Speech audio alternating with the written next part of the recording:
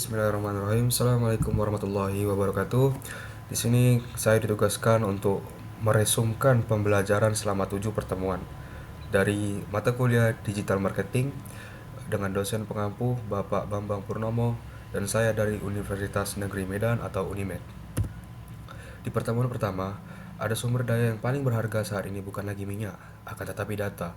Digital marketing membantu memanfaatkan data untuk mengembangkan bisnis secara efektif di dunia yang semakin berbasis informasi. Dengan menggunakan digital marketing, bisnis dapat bertransformasi secara digital untuk bertahan dan berkembang, terutama di tengah perubahan cepat teknologi dan preferensi konsumen. Yang ketiga, mengapa penting kita harus mempelajari digital marketing?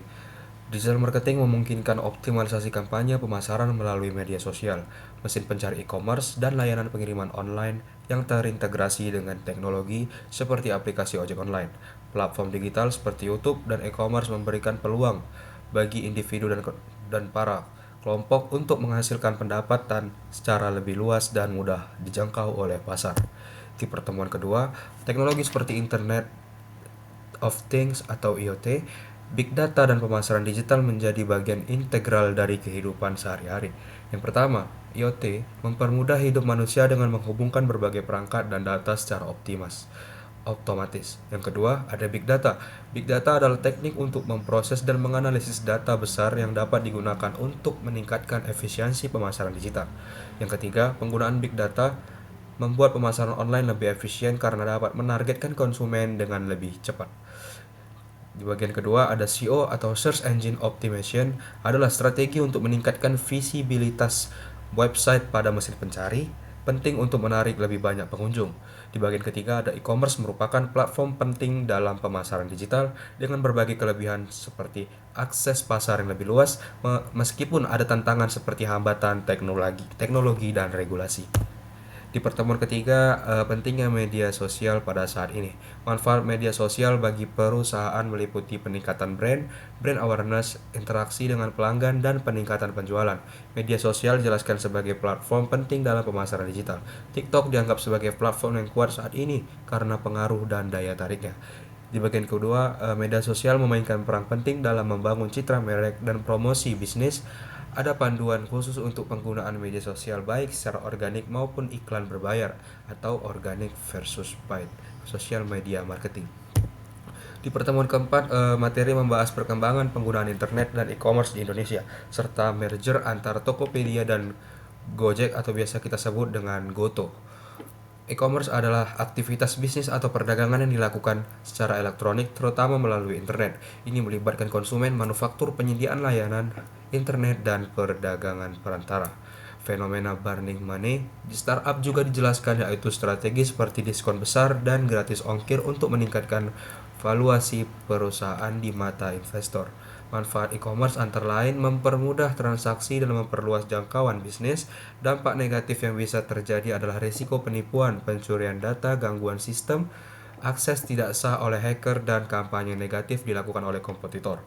Transaksi e-commerce dikelompokkan ke dalam beberapa jenis, yaitu business to business atau B2B, business to customer atau B2C, customer to business atau C2B, atau customer to customer C2C.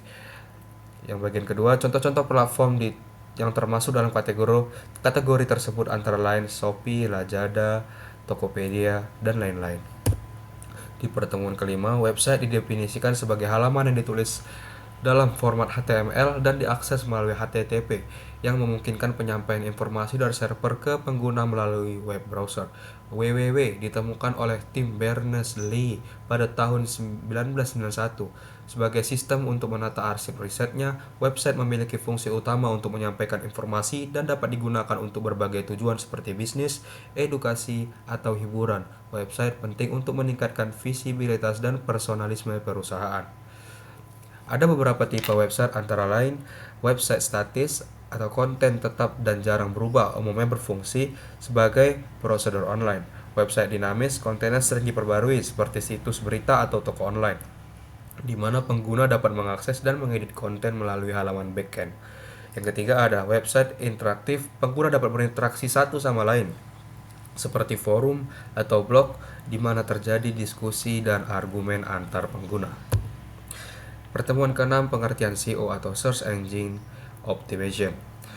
Upaya untuk meningkatkan trafik dari sebuah website dengan memaksimalkan performance setiap konten agar berada di urutan teratas dalam mesin pencarian atau search engine.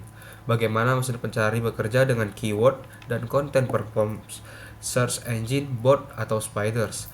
Menjelajahi jutaan halaman yang terdapat di internet untuk mencari halaman yang paling berkaitan atau relate dan berkualitas atau reliable. Keterkaitan konten dihubungkan dengan keyword sementara kualitas dihubungkan dengan konten performance. Halaman yang paling banyak dikunjungi dan memiliki engine yang tinggi. Ada 10 top mesin pencari di Indonesia. Ada Google, Microsoft Bing, Yahoo, Baidu, Yandex, DuckDuckGo, Axe.com, Ecosia, Owl.com, Internet Archive.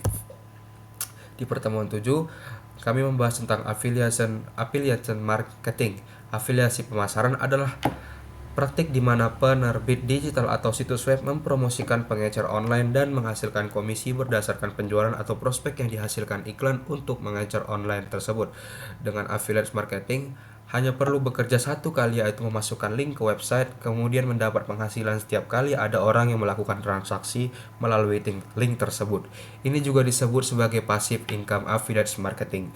Bagian kedua, affiliation marketing adalah cara untuk menghasilkan uang dari internet dengan mendapatkan bayaran hanya jika setelah berhasil menjual barang atau jasa seorang merchant atau orang atau perusahaan yang memiliki produk atau jasa yang mereka pasarkan melalui internet.